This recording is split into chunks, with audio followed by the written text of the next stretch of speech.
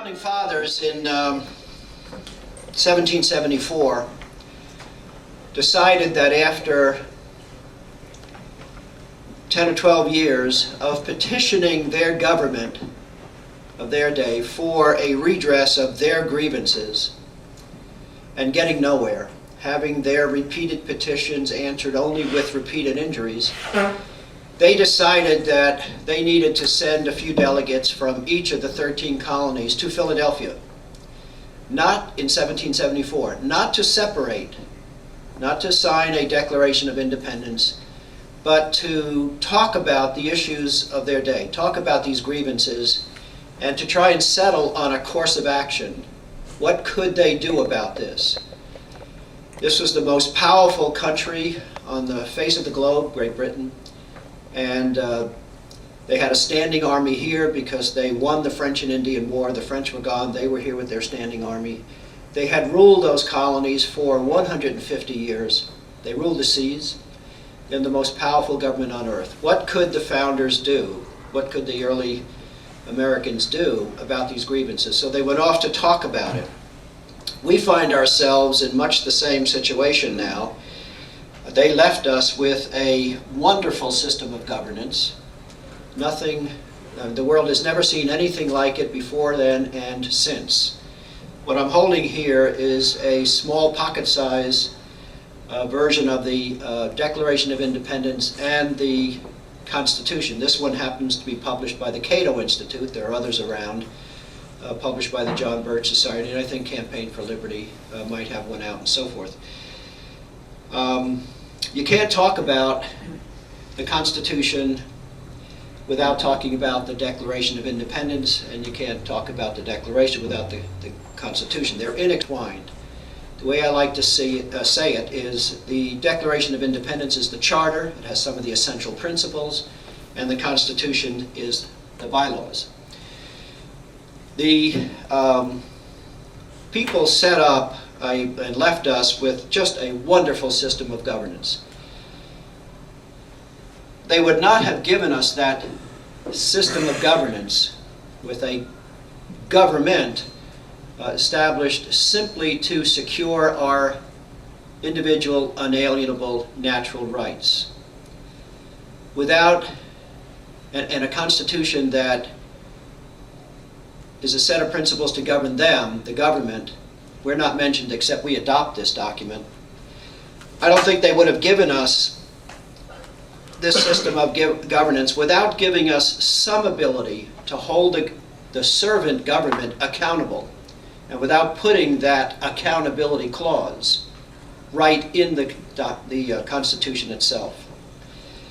And we find that accountability clause, the first of two accountability clauses, we find that in the First Amendment. What we're going to do, it's the last 10 words. What we're going to do is talk about that first accountability clause, the right to petition government for redress. Redress means remedy. So the right to petition the government for a remedy to grievances. We're going to talk about that, its meaning, and what we have done, the people of this country, to petition the government for a redress of, or a remedy to these constitutional violations that are coming more frequently now than before. The government is clearly violating the Constitution. The War Powers Clause, the tax clauses, the privacy clause, the property clause, the faithfully execute clause. They're doing things that we have not given them any authority to do. And they're not doing some things that we have mandated they do.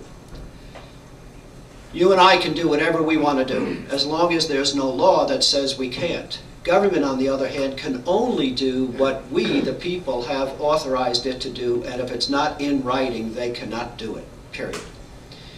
So we're going to talk about that accountability clause, what we've done to hold them accountable, and the fact that our repeated petitions for redress of grievances, good point, thank you, Jeff, have been answered only with repeated injuries. And we're going to talk about, we're going to ask the question, needs to be answered, what does a free people do when they find themselves in the circumstances that we find ourselves in.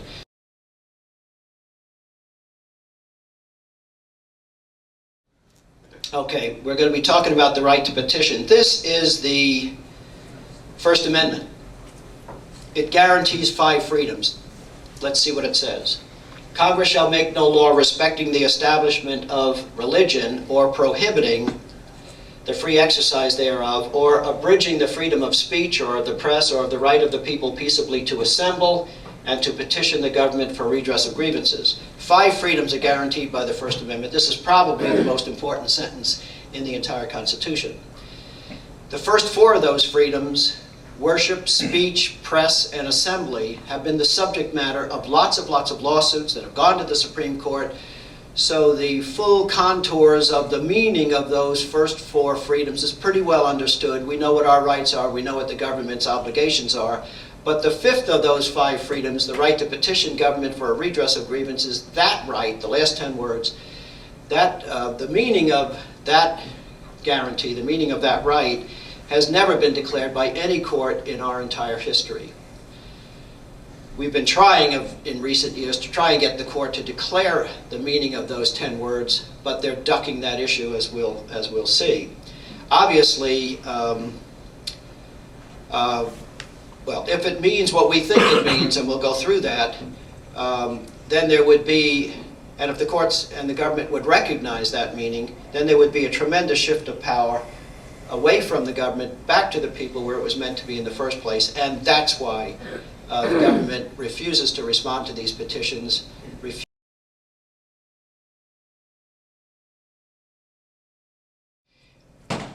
The Magna Carta is the cradle of liberty.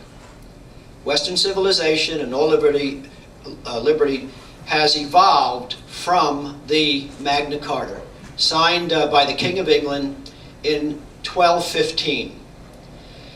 In those days, of course, the king, the monarchy, had absolute power. They could do no wrong. You couldn't sue them. They were viewed as God's representatives on earth. Absolute power. But they were confronted by the barons, and behind the barons, people from the community. And he was confronted at a place called Runnymede, and he signed the Magna Carta. This is section 61 from the Magna Carta. Let's read it. If we, meaning the monarchy, they always spoke in terms of we. If we, our Chief Justice, our officials, or any of our servants, offend in any respect against any man, or transgress any of the articles of the peace or of this security, and the offense is made known to 4 of the said 25 barons, they shall come to us, or in our absence from the kingdom, to the Chief Justice, to declare it and claim immediate redress, immediate remedy. So if the people think that we're violating their rights, they shall petition us, they shall bring their grievances to us, declare it, and claim immediate remedy. If we, or in our absence abroad, the Chief Justice, make no redress or remedy within 40 days, reckoning from the day on which the offense was declared to us, or to him, the Chief Justice, the 4 barons shall refer the matter to the rest of the 25 barons, who may distrain upon and assail us in every way possible with the support of the whole community of the land by seizing our castles, lands, possessions, or anything else, saving only our own person and those of the Queen and our children, until they have secured such remedy as they have determined upon. Having secured the remedy, they may then resume their normal obedience to us." End quote.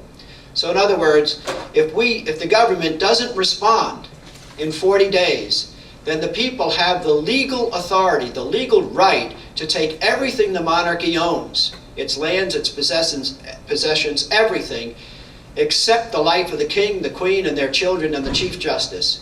And then having secured that remedy or that redress, they may then resume their normal obedience to us. May, not shall. They may then resume their normal obedience to us. Very powerful.